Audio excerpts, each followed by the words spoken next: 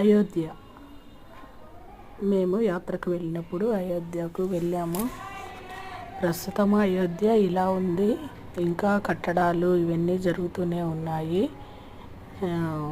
అంత రోడ్లు కానీ ఇవన్నీ అప్పట్లో గుళ్ళన్నీ ఇలా ఉండేటివి.